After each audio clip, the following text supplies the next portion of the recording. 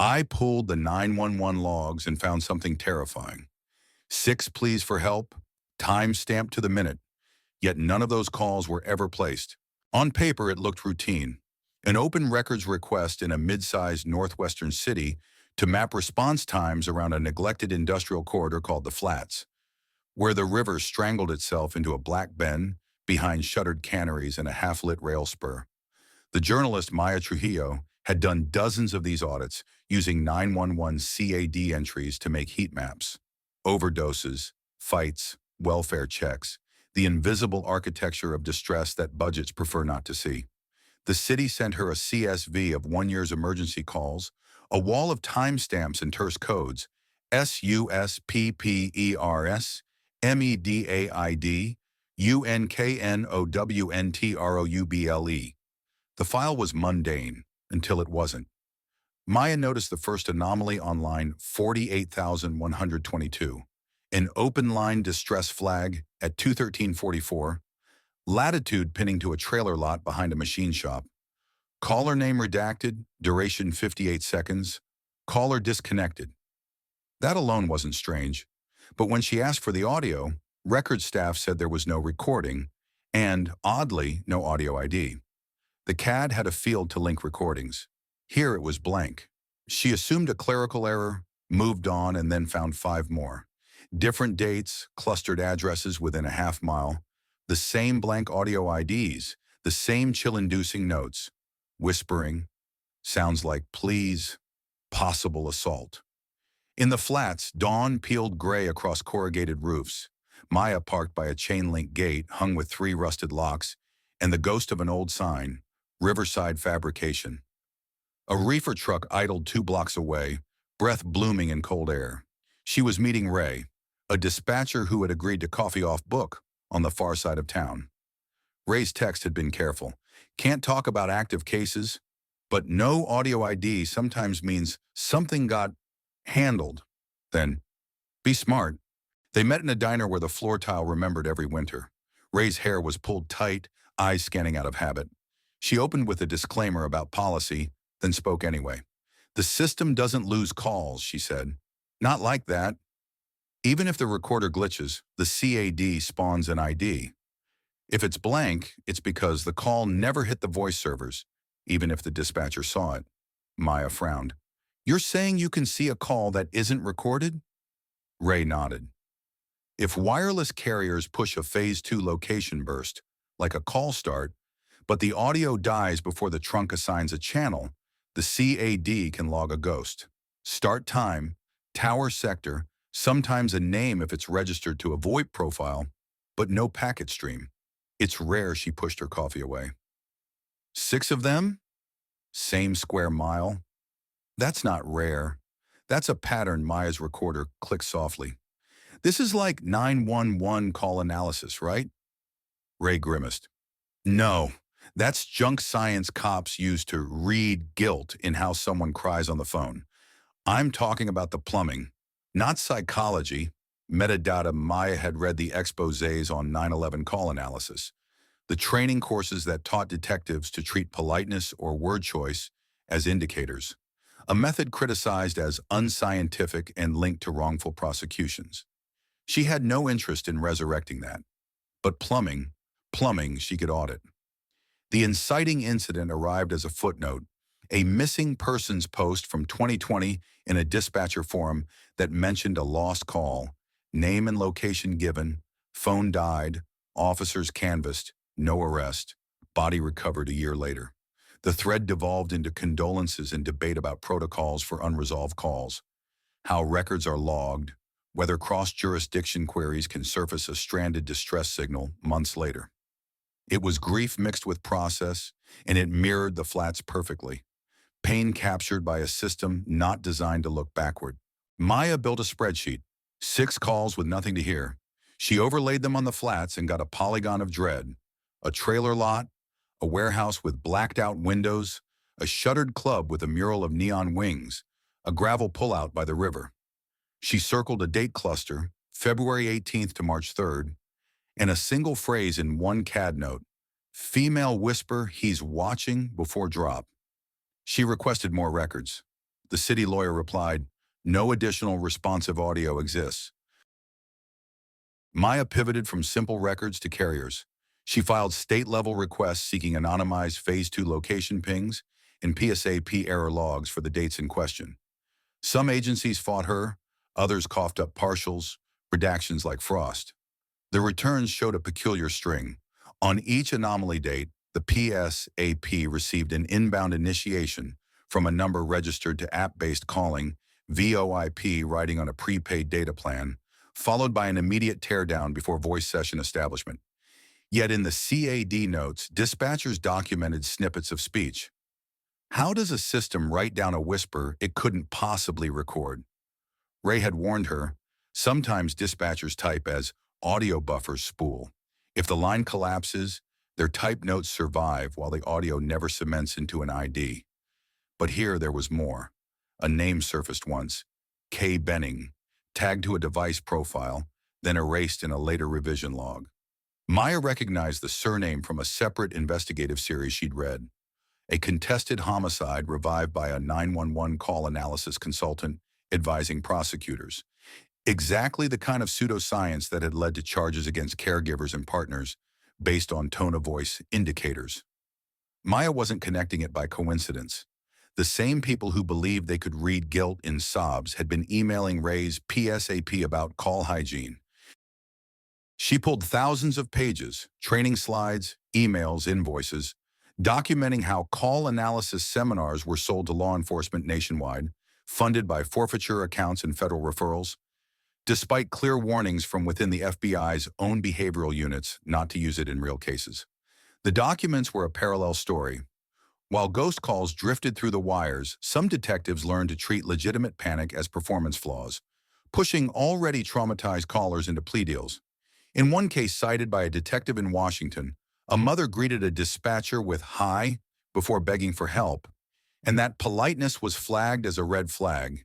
She eventually pleaded to manslaughter despite equivocal physical evidence. The lesson was brutal and relevant. Systems can be wrong in two directions: hearing what isn't there and missing what is. In the flats, Maya walked the map. The trailer lot was a geometry of hardship, skirting boards, satellite dishes like tilted moons. At Lot 12, a man named Cornell rinsed grease pans in a plastic tub. He remembered sirens in late winter. Thought they were for the club. Fights on weekends. The Club Azul had closed months earlier, but the mural remained, angel wings lit by a broken sconce. A bouncer from back then, Timo, said he once heard a girl crying near the gravel pullout by the river. "Called it in," he said. "They came, flashed lights, nothing." He shrugged. "Happens?" Maya filed another request, this time for call for service entries without accompanying audio artifacts. Language borrowed from a records custodian in a case study. The city replied with a new CSV, now 8 entries, not 6, including 2 that predated her initial time window. One was from June 2020. The same month, a forum post described a man who vanished after telling a dispatcher his friends were going to kill him, leaving a precise location before his phone died. The coordinates nearly matched the gravel pullout. Documentation exists, Maya thought, but whether anyone can see it depends on which screen they know to click. The first tension peak arrived as a practical threat. A carrier compliance manager called her editor, suggesting Maya was misinterpreting network events and implying defamation if she asserted systemic failure. Her editor asked for a review by an outside telecom expert. The expert's verdict was careful and devastating. If CAD notes indicate partial speech, some audio existed at the console, even briefly. Absent an audio ID, either the recorder failed post-buffer or the call was manually withheld from archiving. Edge cases exist. Patterns don't. Maya's pause and reflect came that night, screen glow reflecting off the apartment window as the river threw back city light. She listened to nothing, the absence of tapes, and thought about the opposite sin captured in those ProPublica files. Police experts extracting guilt from sobbing. 2 failures, same victims. She scribbled a question in her notebook. When the truth depends on the recording, who pays for the silence? She kept digging. A FOIA to the state 911 board returned a quarterly audit slide with a bland bullet. Transient VoIP events, PSAP variation observed. Council on retention practices pending. In the speaker notes, a line, encourage dispatch centers to avoid narrative typing until audio confirmed. That was the tell. If policy discouraged typing until audio locked, then notes like female whisper, he's watching, should not exist, unless the console played it, even for a breath, and someone typed before the recorder spun up or was paused. The second tension peak was human. Maya found a death certificate. February 28th, provisional, body recovered. March 6th, upriver, manner undetermined, toxicology pending. The decedent's last known activity, departing Azul through the back door around 1:47 a.m. The CAD showed a ghost at 1:53, 0.3 miles away. Faint crying, wind. No audio.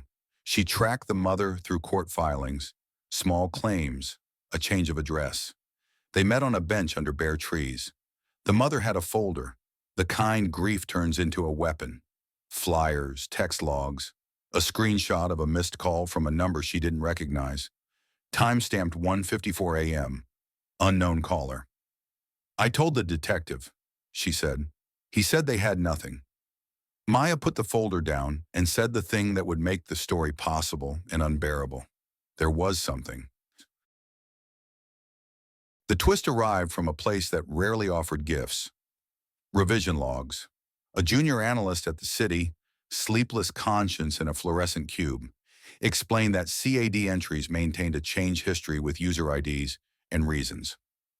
A system user had edited 4 of the ghost entries within 24 hours of creation, removing device profile names and scrubbing a field that linked to console buffers. Temporary audio cached locally on dispatcher desks before server commit. Policy allowed manual deletion of corrupted buffers to keep storage clean. In practice, someone had purged 4 buffers that might have contained the only voices left of the missing. Maya published the first piece. It landed like a quiet bomb. Stark images of CAD lines with blank audio IDs, quotes from the telecom expert, a mother's folder, Ray's technical witness. The city promised an independent audit. The state 911 board called a hearing. Other reporters pulled at similar threads in their towns, and readers wrote in about calls that had rolled to recordings or never returned. A local TV segment played B-roll of ringing phones and empty chairs, the anchor saying the line that made dispatchers furious. If you called for help here, the tape might not exist. The directing was clumsy, but the attention was useful. Behind the scenes, Maya kept the second story ready, a cache of emails from law enforcement trainers who had built careers on 911 call analysis, selling it to prosecutors who wanted certainty where there was chaos. She made sure these 2 stories, ghost calls and junk analysis, were bound together by a single theme. When systems are allowed to mystify reality, real people pay. The latest piece she cited had documented more than 100 cases in 26 states where this analysis helped drive arrests and convictions, despite internal FBI admonitions not to use it in cases. She quoted the line that would make viewers shiver. Indicators of guilt can begin with a high. The audit's preliminary findings confirmed the plumbing theory. At least 5 transient VoIP events in the flat's window had played audio at console positions before session establishment. 4 related local buffers were deleted within a day by a supervisor account. A 5th was auto-purged during a maintenance cycle that was misconfigured to treat uncommitted buffers as stale. The city insisted no one had malicious intent. Intent was not the point. Loss was. Then came the reveal that turned a pattern into a case. A carrier provided, under subpoena, a partial reassembly of RTP packets captured upstream for one of the events, enough to reconstruct 2 seconds of sound. It was wind, and in it, barely, a breath and 2 syllables that could be anything. The forensic lab declined to ascribe meaning.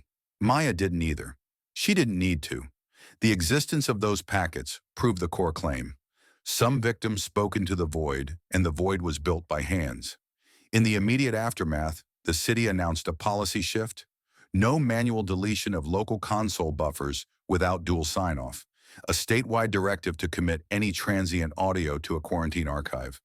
a requirement to cross-link all CAD entries, even ghosts, to an audit ID visible to missing persons detectives, and dispatcher training that explicitly warned against narrative interpretation of caller affect, citing the national controversy over 911 call analysis.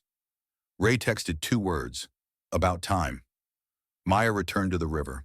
The pullout was empty except for a bouquet wired to a guardrail, its ribbon brittle with cold. She pressed record and said, "If the only thing left is a whisper, the job is to make sure it's heard." In the months that followed, the audit rippled outward. The state board issued guidance naming the problem. Transient events with pre-commit audio must be captured and discoverable, with retention periods that match homicide statutes of limitations, even if the audio is when in doubt.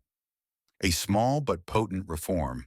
But the bigger reckoning came in courtrooms revisiting cases where prosecutors had stood up 911 call analysis as if it were a microscope rather than a mirror for bias.